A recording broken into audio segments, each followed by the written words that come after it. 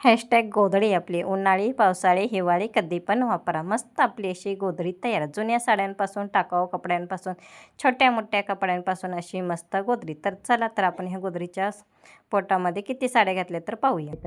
तर चला मस्त प्रकारे आपल्याला असं गाठोडं आलेलं होतं ते मस्त प्रकारे आपण असं सोडलं आहे. अशा प्रकारे एक एक साड्या आपण मोजून घेते. हे त्यांच्या कस्टमरच्या 3 गोधड्या आहेत आणि काही ब्लँकेट दिलेले आहेत, काही अशा प्रकारे काही साड्या दिलेल्या आहेत. तर बघा त्यांच्या अशा प्रकारे 1.5 पट्टीच्या 3 गोधड्या शिवायच्या. तर चला मस्त प्रकारे आता मी तुम्हाला गोधडी भरताना दाखवते. तर चला बघूया. जे काही होते साडीतले ते लेस वगैरे सर्व काढून घेतलेले, एकमेका मशीनला जॉईन केलेले. तर अशा प्रकारे आपण मस्त पाणी शिंपडून घेतलेले. तुम्हाला शॉर्टकटमध्ये आज गोधडी दाखवते, फक्त आपली हॅशटॅग गोधडी. तर झालं तर बघूया. तर मस्त प्रकारे आपण अशा 9वाऱ्या साड्या पहिले हातरून घेतलेल्या आहेत आणि त्या कस्टमरला सर्व 9वाऱ्या साड्यांचीच गोधडी हवी होती. म्हणजे खालून वरून वरती नऊवारी साडी लावायलाच पाहिजे होते. अशी सिल्कमधून साडी नको हवी होती. मग अशा प्रकारे मस्त आपल्या गोधडीच्या पोटामध्ये. तर आज मी तुम्हाला 3 टिप्स म्हणजे 3 पॉईंट्स सांगते. आता मस्त प्रकारे आपली अशी गोधडी हातरून घ्यायची. बरेच कस्टमरचे असते की म्हणजे त्या कमेंट देतात की ताई तुम्ही गोधडी शिवताना म्हणजे असं धागा तुटतो किंवा गोधडी चमची पुढं सरकत नाही. तर आज मी तुम्हाला सांगते पहिली टिप्स. तर मस्त प्रकारे आपली अशी गोधडी बघा. अशा प्रकारे सर्व साड्या आहेत ना, अशा प्रकारे हातरून घ्यायच्या. कॉटनच्या साड्या असल्या तर गोधडी फार उबदार आणि मस्त मऊ होते. तर मला ही रावेतवरून ऑर्डर आलेली आहे आणि अशा प्रकारचे मला 3 गोधड्या शिवून द्यायचे आहेत. पहिल्या 2 शिवलेले आहेत. तर अशा प्रकारे खूप छान अशा ब्लँकेट आपण अशा प्रकारे हातरून घेता. बघा तुमच्याकडे असे जुने टाकावं असं ब्लँकेट असेल ना, तर न टाकून देता खूप लांब तर हे एवढं परेशान करतं ना, बापरे. म्हणजे जेवढं ताणलं ना तर तेवढं ताणतं. तर मस्त प्रकारे आपण असे ब्लँकेट हातरून घेतलेले. तर अशा प्रकारे आणि हे तुम्हाला सांगते एवढी गोधडी छान होती, मस्त होती ना, अजिबात धागा तुटत नाही ह्या गोधडीमध्ये. एकदा जर टिप चालू केली तर शेवटपर्यंत अजिबात धागा तुटत नाही. तर अशा प्रकारे आपण ब्लँकेट त्याच्यामध्ये हातरून घेतलेले आणि त्याच्यावरती आपण नंतर कॉटनची साडी अशा प्रकारे हातरून घेतलेली. आणि ही तुम्ही गोधडी उन्हाळी वापरा, पावसाळी वापरा, कशीही वापरा, खूप छान उबदार होते. तर आता मस्त प्रकारे आपण आता तशाच प्रकारे ही नऊवारी साडी होती ना, खूप मोठी होती. आणि नऊवारी साडी कशी असते, 9 मीटर असते साडी, आपल्या नॉर्मल साडीसारखी नसते. तर पहिलंही ना मी खाली मोजून घेऊन पहिलं खाली शिल्लक घेतलेलं आहे आणि नंतर मी ते कटिंग करणार आहे. जे काही गोड्या वगैरे पडलेले होते ते अशा प्रकारे पूर्ण करून घेतलेलं आहे, म्हणजे प्लेन केलेलं आहे. तर तशाच प्रकारे आता मी त्या साईडला अशी नऊवारी साडी बघा, ही पण नऊवारी साडी होती बघा. अशा तुमच्या जुन्या साड्यांपासून मस्त प्रकारे अशी गोधडी शिवून होते. आज मी तुम्हाला सांगते हा पहिला पॉईंट्स बघा. तुम्ही अशा प्रकारे जर गोधडी शिवली तर अजिबात गोळा होत नाही. मध्यंतरी गेल्यानंतर आता मी ही 4 फोल्ड करून घेते बघा. आता ह्या साईडला आपले 4-5 पदर झालेले आहेत. आता त्या साईडने पण आपले 4 पदर व्हावेत म्हणून मी असे 4 पदर फोल्ड केलेत. मग कुठेही जाड येत नाही, कुठेही पातळ येत नाही, बरोबर लेवलनी होऊन जाते. जर थोडी किनारी वगैरे काही गोळा असेल तर अशा प्रकारे पहिलं निऱ्या व्यवस्थित प्लेन करून घ्यायच्या बघा. अशा प्रकारे पूर्ण प्लेन करून घ्यायच्या निऱ्या.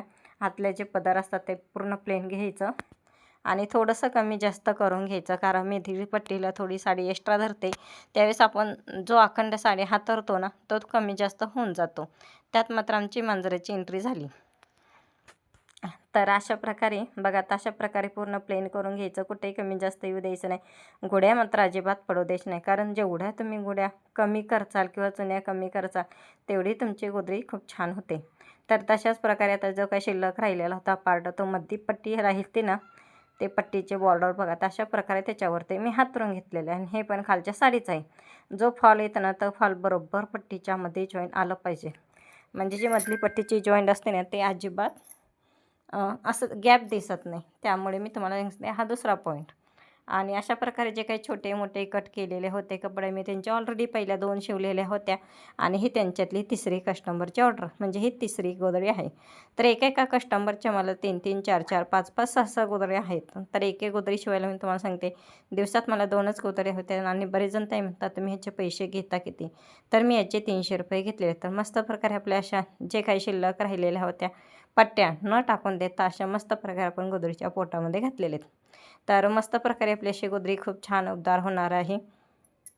आणि तुमच्याकडे पण खूप सारे कपडे असतील ना, तर अशा प्रकारे तुम्ही पण गोधडी शिवू शकता. आता ते बरेच जण ताई म्हणतात की तुम्ही गोधड्या शिवायला घेत नाही, मग व्हिडिओ टाकता का. तर मी भरपूर वेळा सांगितले मोबाईलमध्ये ह्याच्यामध्ये यूट्यूबमध्ये म्हणजे ह्याच्यामध्ये व्हिडिओमध्ये भरपूर वेळा सांगितलं की मला काही काही कस्टमरचे ते सांगत असतात की माझ्या पण गोधड्यांचे व्हिडिओ बनवा आणि टाका. आणि मी यूट्यूबवरती काम करते, त्यामुळे मला रोज कमीत कमी आठवड्यातून एकदा का होईना हजेरी द्यावी लागते, त्यामुळं मला ते व्हिडिओ टाकावं लागतात. आणि अशा प्रकारे जे वरती जी कॉटनची साडी लावायची होती अशा प्रकारे मधनं मी कट करून घेतलेले, पहिलं मशीनवरती टिप मारून घेतलेली आहे. आता टिपाचा तुम्हाला प्रॉब्लेम सांगते. बरेच जण ताई म्हणतात की तुम्ही मशीनवरती साडी जॉईन करताना का दाखवत नाही. तर कॅमेरा आपला मात्र सेट केलेला असतो, त्यामुळे मशीन करते मला कॅमेरा काय परत सेट करता येत नाही, त्यामुळे मी जे काही ते टिप मारताना दाखवत नाही. तुम्हाला जर असं वाटत असेल ताई तुम्ही मशीनवरती जॉईन करताना टिप मारताना दाखवत जा, ते पण तुम्ही दाखवत जा नेक्स्ट व्हिडिओमध्ये. आता तुम्हाला अशा प्रकारे मी अशी साडी कट करून घेतलेली, दीड पट्टीचं माप काढून घेतलेले आणि तशाच प्रकारे त्याच्यावरती अशा प्रकारे हातरून घेते. आणि हातरताना मात्र काळजी घ्यायची, जे खालचे कपडे असतात साडी असते ते अजिबात खाली त्याला चिटकून कधी गोळा होता आली नाही पाहिजे, नाही तर कधी कधी त्याला पदर चिटकतात आणि ते गोळा होतात.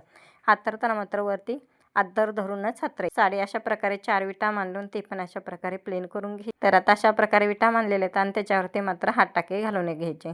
हात टाके घालायचे अजिबात विसरायचे नाही. चला तर अशा प्रकारे ह्याच्यावरती हात टाके घालायचे आणि हात टाके घालताना मात्र अजिबात विसरायचे नाही, नाही तर बहुतेक जण ताई विसरता, म्हणजे तुम्हाला दिसत नाही हात टाके घालताना, पण मी सांगते मी हात टाके घालते. आता जे काही एक्स्ट्रा साडीचा भाग राहिलेला होता तो अशा प्रकारे पहिला कट करून घेते, म्हणजे जेणेकरून आपल्याला आता तुम्हाला बघा आता थोडे दाखवते बघा. तर अशा प्रकारे मी सुई ओवून घेतलेले, लांब दिसत होतं त्यामुळे सांगत नव्हतं. अशा प्रकारे सुई घेऊन मग टाके घालून घ्यायचे. तर असे टाके घालायचे. आता अशा मस्त प्रकारे खालून मारतं फरशीला सुई टेकवायची आणि वरती असे टाके घालून घ्यायचे, म्हणजे तुम्हाला जवळून दाखवलं, तुम्हाला लांबून काही दिसत नव्हतं कॅमेरा सेट केला. आता कॅमेरा मुलाने उचलला आणि अशा प्रकारे मी टाके घालताना तुम्हाला दाखवते. एवढं अंतर ठेवलेलं आहे टाक्यांमध्ये आणि असे मोठे मोठे टाके घालून घेते. बघा आता खाली फरशीला टेकवायचं आणि वर उचलायचं सुई. बघा आता अशा मस्त प्रकारे आपले दीड पट्टीचे गोदरीचे टाके घालून झाले. आता तुम्हाला मशीनमध्ये शिवताना दाखवते.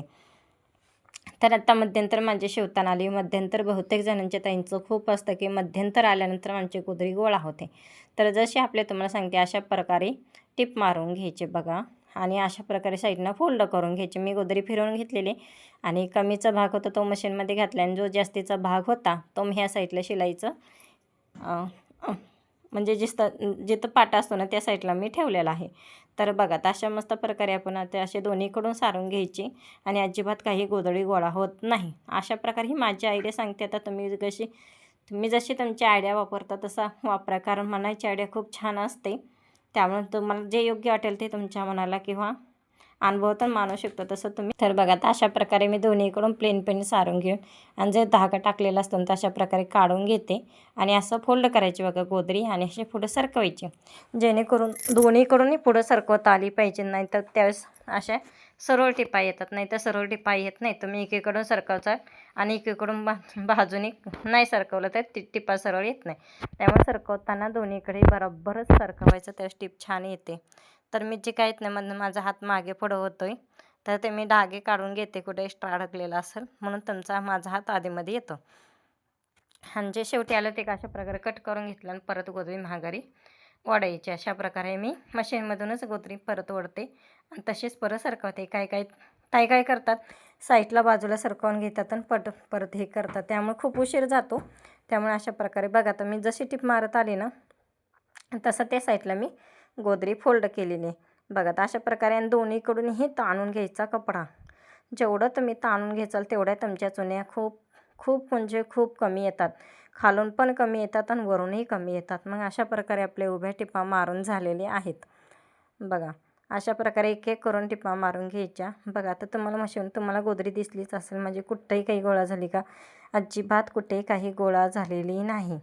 जरी तुम्हाला अजून काही डाऊट वाटला असेल तर नक्कीच मला विचारा. आणि काही ताई म्हणतात की आमचा मशीनचा धागा येत नाही का, त्यांची खूप कमेंट होते की गोदरी सरकत नाही पुढे. आता तुम्ही कोणती मशीन घेतली त्याच्यावर मला माहिती नाही, पण तुम्ही डबल स्पीडची मशीन नवीनची घेतली असेल तर तुमची गोदरी नक्की सरकेल.